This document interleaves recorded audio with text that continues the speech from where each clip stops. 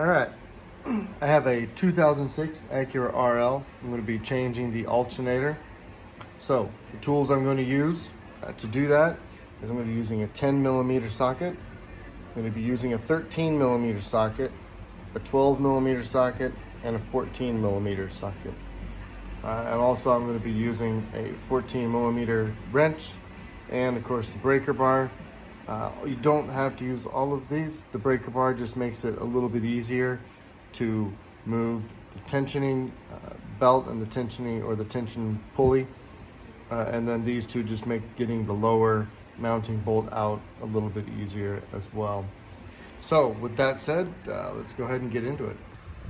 All right, so here's where I'm at. And in this plug, this green plug from the back of the alternator. And I took this off, it bolts right here.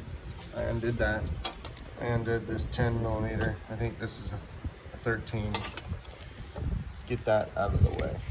Okay, so now everything is unhooked. I got rid of there was a 12 millimeter that goes right here at the top.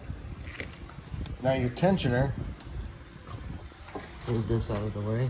This moves as well, your power steering. You just pull this up. You can come and set it aside.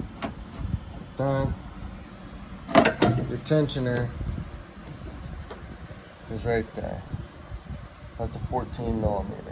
So you put 14mm on that and you push it toward the back of the car and it releases tension on the belt so you can get the belt off. I also got rid of or moved the reservoir for the coolant. So now that I've done all that, I'm going to release the tension. I'm going to take the belt off. There's a 14mm bolt.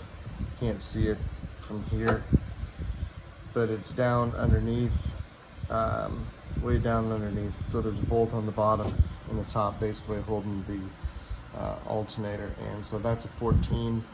I got that undone. I'm going to release tension on the belt, remove the belt, and remove the alternator. I believe the alternator is going to come out. I'm going to scoot this over. I'm going to move this. I believe the alternator will come out right there. Seems like it would come out here, but I don't think it'll fit. All right, I got the alternator out here. So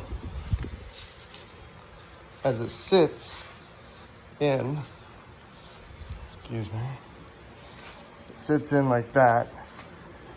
So what I did is, after messing with it for just a couple seconds, I ended up flipping it up like that, and I was able to wiggle it, get it in that cavity, and I kept it this way and pulled it up and out.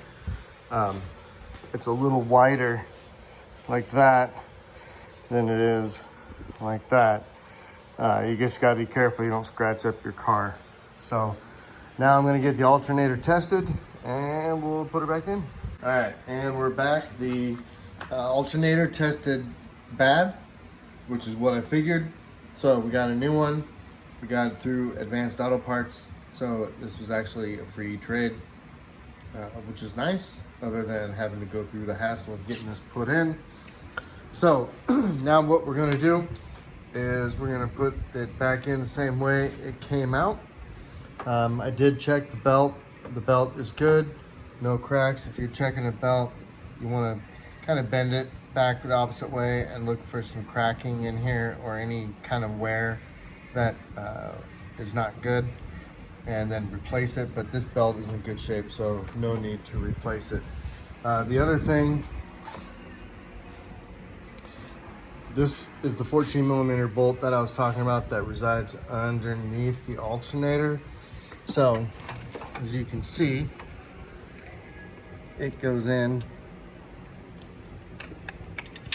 right here and tightens up right there. So this will be the first one I put in. It's kind of a pain in the butt, but it's not too bad. So once I get the alternator back in, I'll do the 14mm, and then I'm going to do the 12mm that goes right here.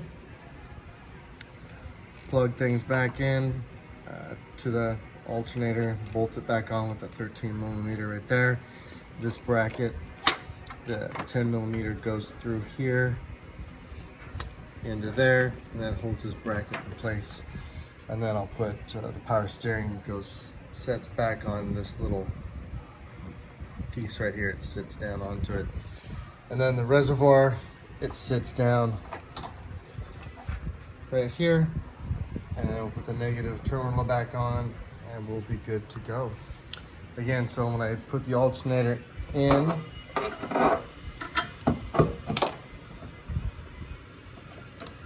move the power steering fluid out of the way, it'll sit in right through here.